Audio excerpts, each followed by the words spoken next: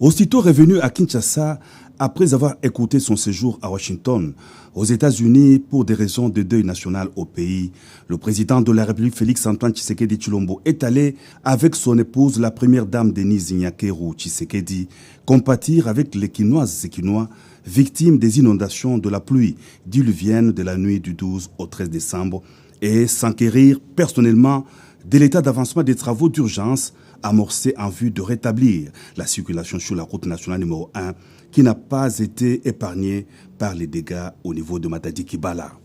Sur place, les travaux se sont accélérés et le chef de l'État a pu donner l'égo de la reprise du trafic avec le passage du premier camion gros porteur sur la route réaménagée. Il est à déplorer des constructions anarchiques causant d'énormes dégâts matériels et des pertes en vies humaines. Le président de la République a aussi effectué une visite d'inspection de travaux de réparation du poste haute tension de la Société nationale d'électricité de la FUNA, touché aussi par les inondations occasionnant des coupures de courant électrique dans plusieurs communes et quartiers de la ville de Kinshasa. Le mardi 20 décembre, à l'esplanade du Palais du Peuple, dans la commune de Lingwala, le couple présidentiel a assisté au culte œcuménique en mémoire des compatriotes décédés à la suite des pluies diluviennes qui ont endeuillé la ville de Kinshasa. Le chef de l'État et la première dame Denise Nyakeru Tshisekedi ainsi que toute l'assistance ont été conviés à une prière pour implorer l'Éternel Dieu afin qu'il accueille les âmes des illustres disparus. Le couple présidentiel a déposé à la fin du culte une couronne de fleurs en mémoire des personnes décédées. Madame Krisula Zakaropoulou, secrétaire d'État française, a séjourné à Kinshasa. Elle a eu des entretiens avec le président de la République Félix-Antoine Tshisekedi Tshilombo à la Cité de l'Union africaine. La France a défendu et défendra toujours. La RDC a indiqué la secrétaire d'État au sortir de cette entrevue. La situation sécuritaire dans l'est du pays et le partenariat entre Paris et Kinshasa dans plusieurs domaines étaient au menu de leurs échanges.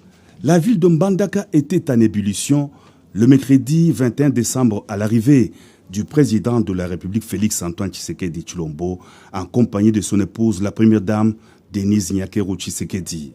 Les forces vives de la ville ont réservé un accueil très chaleureux au couple présidentiel. Devant une foule immense, rassemblée à la grande place du chef-lieu de la province de l'Équateur, le chef de l'État a eu de mots justes pour remercier la population de l'accueil, rappelant l'ajournement de sa tournée du début de l'année dans l'Équateur suite à la pandémie de Covid-19. Il a aussi promis de revenir pour une visite d'itinérance dans la province. Mbandaka, comme toutes les autres villes, vont bénéficier du programme de développement de 145 territoires, a rassuré le président de la République. Vous serez jugé par les résultats. C'est en substance les recommandations du président de la République Félix-Antoine Tshisekedi Tshilombo au gouverneur de province réunis en Mbandaka à l'occasion de la 9e session de leur conférence. Le chef de l'État s'est apaisanti sur le programme de développement de 145 territoires qui devra permettre la reconstruction de l'arrière-pays.